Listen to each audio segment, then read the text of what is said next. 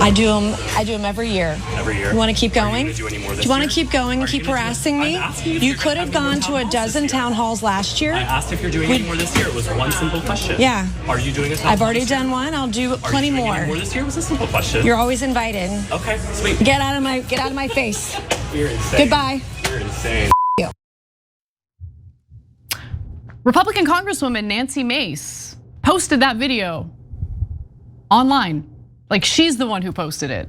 And what you see there is a man who approached her apparently to ask whether she was going to hold any town halls. She must have been offended by that question because her reaction to it wasn't great. And there's actually, a lot more from where that came from. So, Cenk. Yeah, so that's a constituent asking, hey, are you gonna do a town hall? Her first answer is, I did one last year. Curious answer. Yeah, last year when you were not in power. They would like you to answer what you're going to do now that the Republicans are in power. And of course you want to avoid that. Okay, I can understand that, although she did it very inartfully. But why post it and then why get into his sexuality? Because that's what's coming up next, because she's cuckoo for Cocoa Puffs. All right, so let's watch.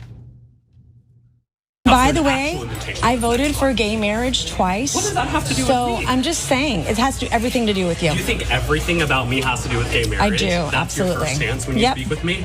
Absolutely. There's no other humane if you want to get in my face about town halls, you should have shown up to one last year. There's no other thing you can talk about me just saying, oh, I support gay marriage. Yeah, because you're getting in my face about a town hall. You could have gone last year.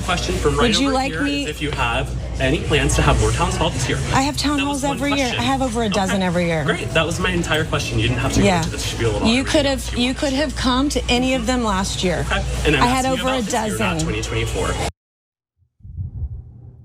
Listen, I get that he's holding a bottle of La Roche-Posay facial cleanser, and I get that he's wearing short shorts, but man, that was risky to automatically assume that that guy's gay.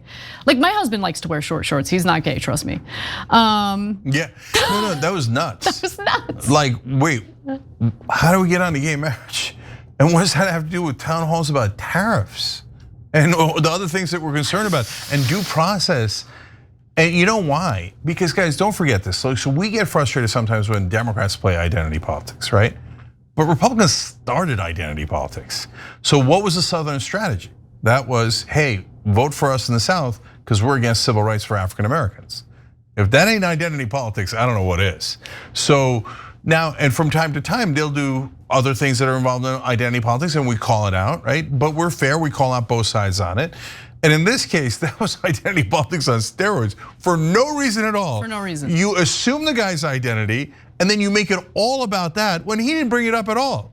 Yeah, it's almost like I'm being super rude to you after you asked a legitimate question about me holding town halls for my constituents, but I still want you to think that I'm looking out for you. So I voted for gay marriage twice. Just so ridiculous. But look, you think it's already gone off the rails? It's about to get worse, okay? So I think we have one more video, right? Yeah, it goes off the rails even more, despite the fact that the constituent, by the way, stayed calm, especially compared to Nancy Mace herself. Let's take a look. It was a simple question. Oh, because you know what? Because you people on the left are crazy. So you're absolutely crazy. I'm absolutely you crazy. are, and get out of my face. You're insane. Goodbye. You're insane. You. You're gonna me. You're gonna be voted out so fast this year. I'm not. I won by so much. You're a disgrace to this state. That's what you are. You're a disgrace. I asked you a simple question, and you just to go on this tirade and tell me you. Yeah, you. Disgusting. Get out of my face. You. Get out of my face. Try it again. What's your name? Nasty bitch. What's your name? Nasty bitch. That's What's your name? Me? Yep, I sure did. The first thing you're gonna say to me is absolutely. Me for asking you a question. Get the out of my face. You. Now. You. You. You couldn't take me on, baby. Stay the away from me. Just please make it stop. Okay. I mean, he did call her a nasty bitch, but that was after. At the end, like after she. I mean, like told him F you like several times. And okay, so he just wanted to know if you're gonna just tell him, you know what? I don't have one scheduled, but I'm gonna work with my team and get one on the books and move on with your life. Okay, so. De-escalate, but she didn't. She escalated, filmed it, and then posted it online herself as if like, oh, look at me, I did the right thing, right? Yeah, and so she's got one more comment, which is unbelievable. But look, without overly Zapruder filming that episode right there, right? Did you guys see him getting in her face at all? He seemed to be like enormously respectfully distant from her. Like he was like almost an entire aisle away from her. And like, okay, but maybe she meant rhetorically get in her face, like by asking, hey, when's your next town hall? Wow, boy, he was so in your face, right? No, you got in his face for no reason. Like it was the simplest question on earth, he's right. And she attacked him 1,000 times before he finally was like, you're saying F you to me? And by the way, he's a constituent. Imagine if a Democratic congressperson was said to a constituent, a Republican constituent, you F you, you're the problem. Etc. Like people would go nuts. What are you doing attacking the voters? And here she is, she attacks a voter like massively unfairly, and then posts her loss. She loves to post the L's. She thought it was great. Like she thought that she looked good in that video, which that's like the most shocking part about all of this, right? That she's the one who posted that video. She thought she looked good in it. When in reality, like Nancy, your constituents don't work for you, you work for them. So when one of them approaches you and asks you a fair, legitimate question about when you're gonna hold another town hall, you can just calmly answer it and move on with your life. But she took that as like the most offensive thing he could ask. Like, how dare you? How dare you ask me when I'm going to hold an event to answer your questions about my leadership and what I'm doing for you? Yeah, and I think there's a reason why she posted that, and not just because she's an elitist, but I'm gonna come back to that because her tweet afterwards takes it to even a different level. Because she writes then, being a public official doesn't give anyone the right to harass me, invade my personal space, or make threats. No one was harassing you and no one was threatening you. Justifying this kind of behavior is not only unacceptable, it's dangerous. Oh, come on. You're mispronouncing. So this is how now the elite politicians want to avoid all responsibility and all accountability. Did that brother look dangerous to you? No. I mean, that was the least dangerous looking dude I've ever seen. Not on physicality. I mean, like he's all the way, he's so distant from you. And he asked the most benign question on earth. I cannot imagine an interaction being less dangerous with a constituent. He literally had a bottle of La Roche-Posay cleanser in his hand. In fact, let's go to the other tweet from her or post. She says, some unhinged lunatic, a man wearing Daisy Dukes at a makeup store. Okay, let's just pause right there. Are you scared of him? Because it seems like you're trying to make him seem like a joke, right? Yeah. And by the way, there's nothing wrong with men wearing Daisy Dukes or short shorts. Okay, if they got good legs especially. Go ahead, Jay. So is he, he's gay wearing Daisy Dukes, or he's a dangerous lunatic? Stop all criticisms of me, I'm so in danger. Are you? Okay, if there's anyone in danger in that video, it's him, not you, because you're deranged, okay? So, okay, now the real reason why she's doing this. Attention. Yes, but with one extra level to it, right? Unquestionably for attention, right? Because you can't help but talk about this video because she's so nuts that everybody's gonna talk about it, right? So, but the video is not for us. It's to raise money for her, right? That's why they want the attention. Because she's not just sending it in her district, she's sending it to the whole country. Right. And she's been doing one flamboyant thing after another to get attention. But what's the attention for? To raise money. So why does she think this deranged interaction will help her to raise money? Because she's sending it to hard right wingers and basically going, look at me, I insulted the gay guy. Yeah, you're right. You're probably right about that. 100%. Yeah. He's gay. Look at me standing up to gay people. He asked me when we were gonna do a town hall, and I showed him what's what. It's wild. Absolutely insane. All right. Anyway, that does it for the news. So, as I promised, I'll talk about what happened last week. I went through the process to donate my stem cells to my mom who has cancer, bone marrow cancer, and it was awful. It was a terrible experience. I hope I never have to go through it again. I hesitated to share this because I don't want to discourage anyone who's thinking about being a stem cell donor from actually going through with it. The pain is manageable, but it's painful. Like I thought the doctors might have been exaggerating how much body pain I was gonna experience. No, they weren't exaggerating. In fact, now that I think about it, they should have been more forceful in letting me know that like it's gonna feel like I'm having severe lower back spasms, or hey, you might feel like someone is sucker punching you in between your ribs sporadically throughout the day, and then you're gonna lose your breath every time it happens. Like, I didn't expect any of that. I just thought like, oh, I'm gonna feel a little achy. No, it was more than a little achy. The day where, okay, so basically the reason why I was feeling that way is because I had to give myself these injections, 2 injections a day. It's a growth hormone that forces your bone marrow to overproduce stem cells and then push the stem cells into your bloodstream. And then when you go in to donate your stem cells, it's this whole process that you go through where they take the blood out of your body, spin it, take the stem cells out, and then put the rest of the blood back into your body. Okay.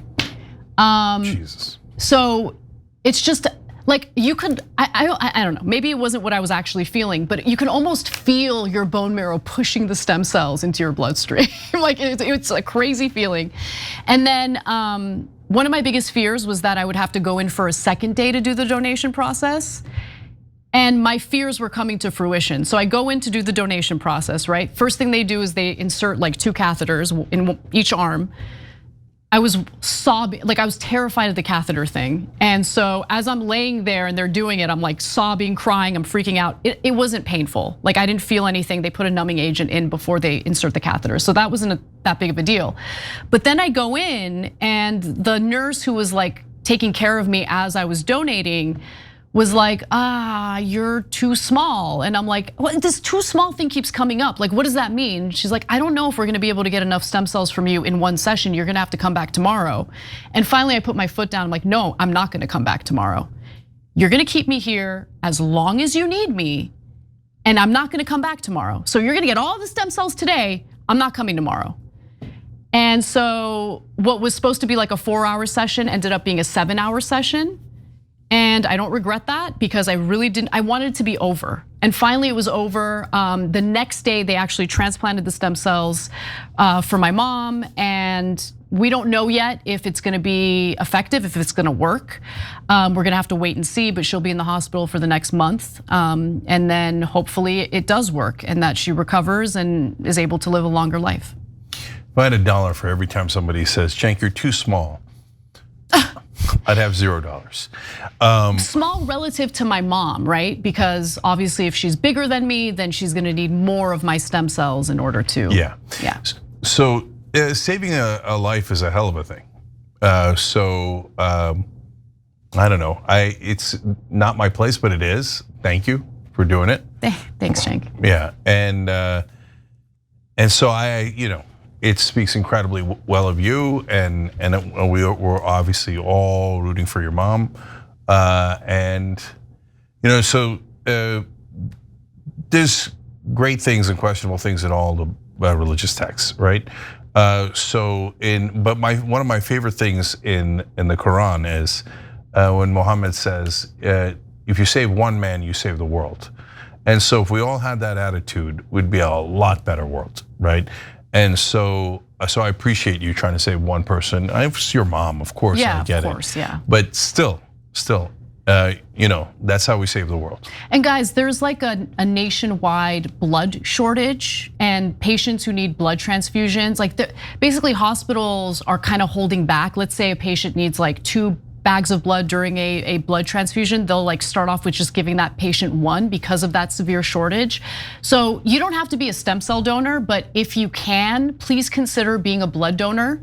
Hit up the American Red Cross, be like, yo, I heard you guys are dealing with a severe shortage. I'd like to help, I'd like to donate blood. And you really have to start the conversation with yo. Exactly. Okay, otherwise the Red Cross won't even pick it up. That's when they know you mean business. That's right. Yeah. So I'm glad you reminded me of that because I used to give blood all the time when I was younger, and so I was proud of that, and I liked being able to help in that way, and I haven't done it in a long time, so I should go back and do that too. So maybe I'll call up the Red Cross and go, yo. Exactly. Yo, I'm gonna go back to giving blood. And they'll appreciate it. Yeah, so that's a wonderful thing that you did, and and you came back right away, which is amazing. So it's wonderful to have you back. Thank you. So at the risk of muddling these things, I said, you save one life and save the world, etc. And it reminded me of the story from over the weekend. So I did a live on it, I did a short on it and stuff. But so we didn't get to do it today because I already did it basically over the weekend. But I want to make sure that you guys saw it. So it's the story of Fatima Hassouna. She's a 25-year-old photojournalist in Palestine, in Gaza, and yeah. Oh, you just reminded me of something. Finish your story, but I'll tell you afterwards. Yeah, so they made a movie about her and it got into the Cannes Film Festival, and so that was great news. And they were saying she's going to get married in a couple of days. The IDF dropped a bomb on her house within 24 hours of the news that it got accepted into Cannes. They killed her and 10 family members, including her pregnant sister. So there won't be a wedding. Obviously, she's dead. And so IDF, Jesus Christ, man.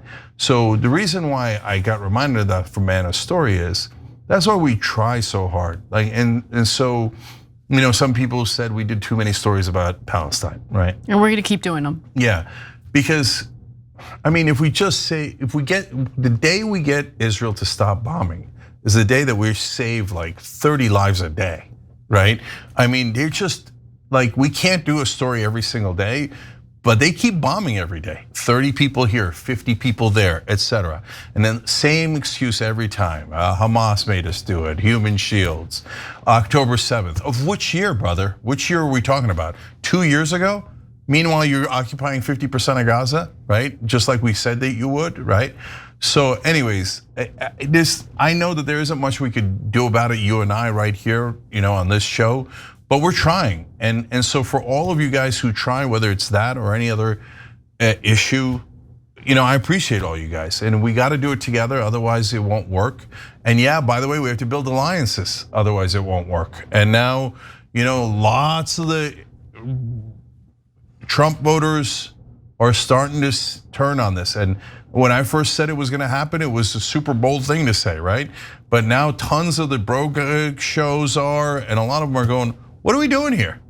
And that Douglas Murray, Dave Smith debate on Joe Rogan. Have you been there? But have you been there? Yeah. So look, real quick on that, because we're running out of time. But so I think that was a turning point.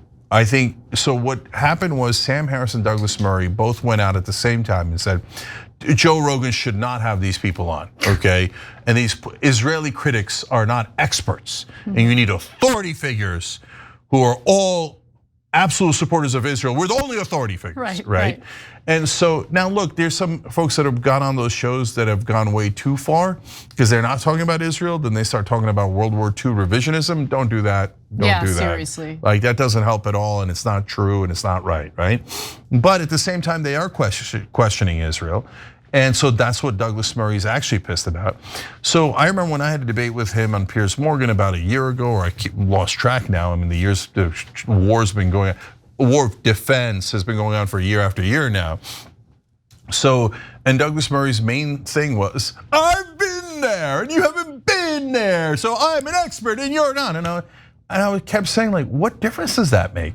And then the Israeli bots would then come in and go, no, the most important thing is whether you've been there, that makes you an absolute expert. If you haven't lived inside of Israel, your qualification, you're immediately disqualified. You're no longer an authority figure. You know what? He lived with his boyfriend in Israel for 18 months. And then the IDF would take him on tourist trips in the occupied territories. Yeah. You see how wonderful we are. Down, slave, down. No, everything's fine, Douglas. Now go and tell everyone that you've been here, right? And so it was always such a bullshit argument. And it drove me crazy that anyone even believed it. I'm like, it's totally irrational. What fucking difference? It's the same thing with the border. You've heard us say it 1,000 times. Every once in a while, a politician will go down and look at the border. As if that's gonna make any fucking difference on immigration policy. I know. It drives me crazy. And look, to me, it was a tactic to avoid engaging in the arguments that Dave Smith makes. Like, I'm not gonna lie, I was actually excited to listen to that debate because I thought it was going to be a debate about the substance. there was none of that, right? Like he was, like if I were Douglas Murray, and I'm glad I'm not, but if I were Douglas Murray and I'm like this huge defender of Israel and I think Israel's doing everything right, I would relish the opportunity to refute the claims coming from Dave Smith. He didn't want to do any of it because he's got no argument. They got nothing left. They got nothing left because it's a slaughterhouse. And we all see that it's a slaughterhouse, right? It's bad. So anyways, that was I think we will look back on that as a seminal moment because what happened was the right wing then got mad at that cancel culture of him, and they like Dave Smith a lot, right? That's why I've been telling you Dave Smith is a pivotal character in this, right? And so when Douglas Murray tried to cancel him while they're on the air together, saying he shouldn't be allowed on the air to dispute the so-called expertise of Douglas fucking Murray, which by the way, I then looked it up. The brother doesn't have any degree on this. He has no expertise at all. But he's been there. But he's been there. By the way, if that's true, that makes every Palestinian 10,000 that times the expert Douglas Murray is. Right. Because they've been there the whole time, Douglas. So, and the last show Rogan did, he started making fun of Douglas Murray. Yeah, I like Tim Dillon. I don't agree with him on everything, but I actually like him. I think he's honest about what he actually thinks, and I always appreciate that. So I listened to the whole episode of Tim Dillon on Rogan's show. And when they started like making fun of Douglas Murray, I was like, ooh, this is super juicy. No, super juicy. That's why you make alliances, because you don't know when it's gonna help. And here, actually, in fact, in this one, we kind of did know it was gonna help. And how did we know? Because we bothered to talk to them, right? If you don't bother to talk to them, you won't ever know that they don't love Israeli cancel culture. Yeah, totally. Yeah, all right, last thing you were gonna say. Yeah, final thing I was gonna say. So leading up to my mom's procedure, I knew that her doctor was gonna be a Palestinian, a young Palestinian man. And I felt, I don't know, maybe it's not logical for me to feel this way, but I do. Just shame over the fact that like, after the Armenian genocide, Palestinians helped save, my maternal ancestors who went to, who basically went to what was Palestine at the time for safety, and the Palestinians welcomed them and protected them and everything. My maternal grandmother, for instance, was born in Haifa. And now my tax dollars go toward their extermination in Gaza and the West Bank, and I've been feeling guilt about that. And then I find out my mom's doctor is gonna be a Palestinian guy, and he might save my mom's life. And then I don't know, I just continued feeling like this shame because I wish I had some power to change the way our government is supporting what the Israeli government is doing to the Palestinian people. But then I got to meet this doctor for the first time, and I think it might have been my proudest moment. He sat down with me and my brother and explained everything, just really took his time with us, which I appreciate. And then in the very end, he said that he's a huge fan of the show. And then I was like, are you Palestinian? Like I knew already, but he's like, yeah. He's like, that's how I found you. That's why I'm a fan of the show. That's awesome. And that made me feel way better. Not that I matter and my feelings matter that much, but at least some of that shame went away, Yeah, I'll say one last thing now. I